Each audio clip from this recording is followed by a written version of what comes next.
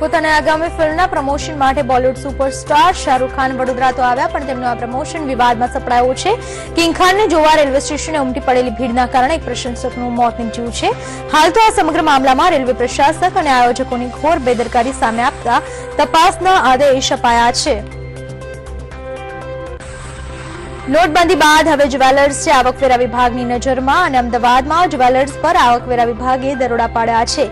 Manek Chowk, satellite અને CG road વિસ્તારમાં એક સાથે 13 સ્થળોએ આવકવેરા વિભાગે દરોડા પાડ્યા હતા.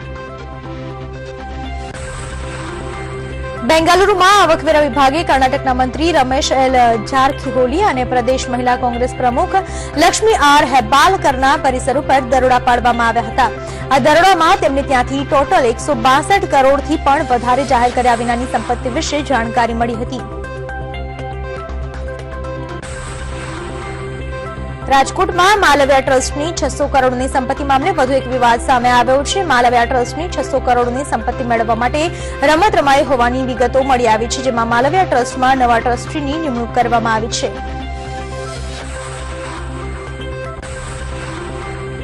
રાજકોટમાં ડબલ મર્ડર હત્યાકાંડમાં નવો જ વળાંક આવ્યો છે. હત્યાકાંડના રિપોર્ટમાં કસ્ટોડિયલ ડેથ હોવાનું ખુલતા મેજિસ્ટ્રેટે કાર્યવાહીનો આદેશ આપ્યો છે. ત્યારે હાલ કસ્ટોડિયલ ડેથ કોર્ટ સમક્ષ રિપોર્ટ કરવામાં આવ્યો છે. આજે મંગળવારે જેલમાં રહેલા પ્રકાશ અને કાદર કોર્ટ સમક્ષ હાજર રહ્યા છે.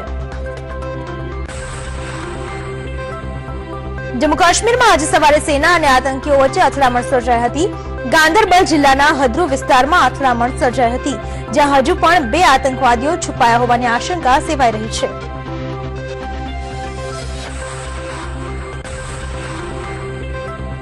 આમ આદમી પાર્ટીના સંયોજક અને દિલ્હીના મુખ્યમંત્રી અરવિંદ કેજરીવાલે ચૂંટણી આયોગને કહ્યું છે કે ચૂંટણી આયોગ પ્રચાર દરમિયાન તેમના મતદાતાઓને બીજી પાર્ટીઓ પાસેથી પૈસા સ્વીકારીને આપને મત આપવાના નિવેદન પર રોક ના લગાવે.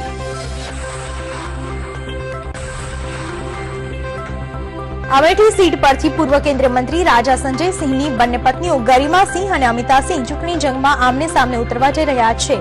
અમેઠી રાજ પરિવારમાં ચાલી રહેલ વારસાની લડાઈ હજુ સુધી સમાપ્ત પણ નથી થઈ, ત્યાં હવે રાજા સંજય સિંહની બંને પત્નીઓ વચ્ચે રાજનૈતિક લડાઈ શરૂ થઈ ચૂકી છે.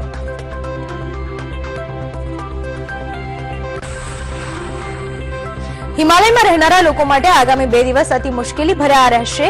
હિમાચલ પ્રદેશ, શિમલા, સોલન, સિરમૌર, મંડી, કુલ્લુ અને ચંબામાં આજે, આવતીકાલે અને 26મી જાન્યુઆરીએ ભારે હિમવર્ષાની આગાહી વ્યક્ત કરાઈ છે.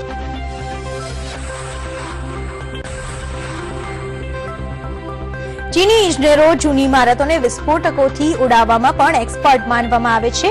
શનિવારે સેન્ટ્રલ ચીનના હુબેઈ પ્રાંતમાં એવો જ એક નજારો જોવા મળ્યો, જ્યારે 19 જૂની ઇમારતોને 5 ટન વિસ્ફોટક દ્વારા ફક્ત 10 સેકન્ડમાં જ જમીનદોસ્ત કરવામાં આવી. હોલીવુડ સુપરસ્ટાર જેકી ચેન ભારતના પ્રવાસે છે. આ દરમિયાન તેઓ મુંબઈમાં બોલિવૂડ સુપરસ્ટાર સલમાન ખાનને મળ્યા હતા.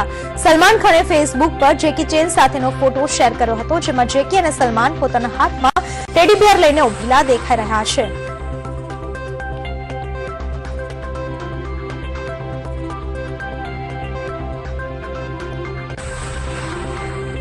કોણ બનેગા કરોડપતિની ઓળખ અમિતાભ બચ્ચનથી જ છે, અને અમિતાભ બચ્ચન ના કારણે જ આ શો હિટ પણ થયો છે, તેમાં કોઈ શંકા નથી. ત્યારે હવે ખબરો આવી રહી છે કે 7 સિઝન હોસ્ટ કર્યા બાદ હવે અમિતાભ બચ્ચન આ શો હોસ્ટ નહીં કરે.